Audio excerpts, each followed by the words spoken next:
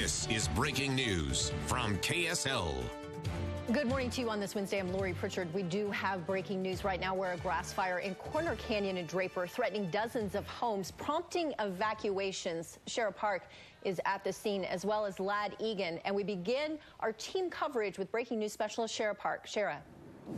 Well, Lori, this fire at least is dying down at this point, giving firefighters a chance to get around it. You can now see the burn scar behind the homes here in the area of Hickory Ridge Lane, which is 1900 East, and Highland Drive, which runs at 127 South. It's the area of Corner Canyon as it curves right around near the into the Draper area. You can see some of those flames still kind of kicking up as we get these big gusts of winds in here. I know that Dan has been telling us about 15 to 20 miles an hour, but it feels more like 30 miles per hour when you get these gusts coming in here. I'm going to bring in with us right now Eric Holmes from the Unified Fire Authority. Eric, come on, step on up here. Let's break this down from the beginning and give folks an idea of what's been happening overnight. Okay, so about 1:30 this morning, I got the call, so I imagine the initial dispatch was probably a minute or two before that. First arriving crews showed up and reported a approximate 2-acre fast-moving fire with no homes threatened at that time. Okay, but then when you had these winds become a factor here, it moved very quickly. Everybody knows in this part of the valley, around Corner Canyon, the winds shift very quickly and without warning. So we had fire going both north and south on us. Dozens of crews were called in to help us fight this fire. All over the valley, fire departments came to a mutual aid to try to save a lot of homes here. In terms of the homes, what kind of evacuation? We heard from Draper City about 39 homes. How many of those damaged? I don't know exactly how many homes were damaged. I did get a report several hours ago that there were homes damaged. The good news tonight is that there were no homes lost. I was watching firefighters very near where we're standing right now do some backburning procedures, which they ignite the fuels, the light fuels, on purpose to try to burn those light fuels up the hill towards the fire to reduce the fuel load. You know, when we got here, those flames, I would imagine 80 feet in the air right behind these homes. A very scary, tense moment for a lot of residents in this area. Where are those residents now, and what can we tell them about how long it'll be before they get back? You know, unfortunately, I don't have any information about that. We want to continue through the morning. We want to watch the winds very closely. Obviously, it's going to be another hot day in the valley here. So we just need cooperation from the residents. We need to make sure PD and the firemen are taken care of. There have been guys here for over 5 hours now working really, really hard. We need to get some food on board. We need to exchange some crews. We need to rehab some equipment. We need to make sure that we've got this thing contained for sure, and we'll be working here for quite a while. In terms of the containment, are you fully contained at this point? I can't say we're fully contained. That's difficult to say.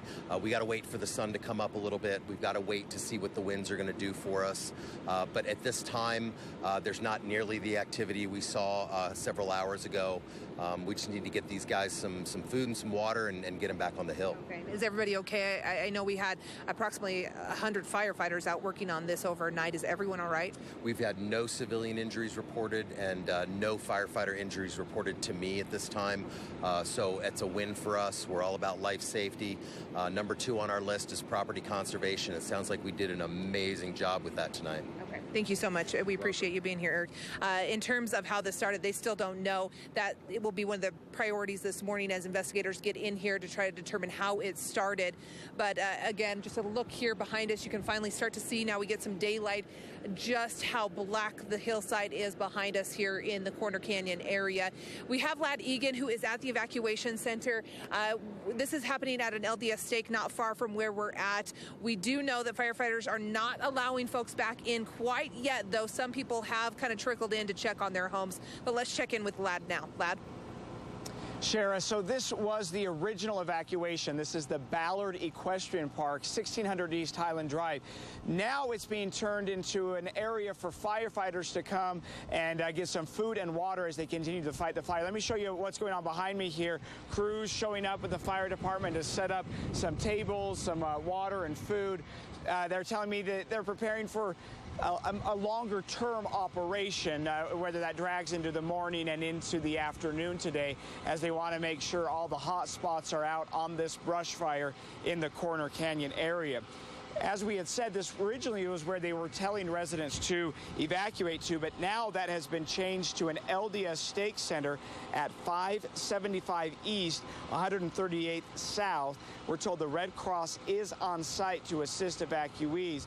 But as we've been talking with residents and with those from the LDS stake here, they're telling me that most residents are staying with neighbors, those outside the evacuation zone.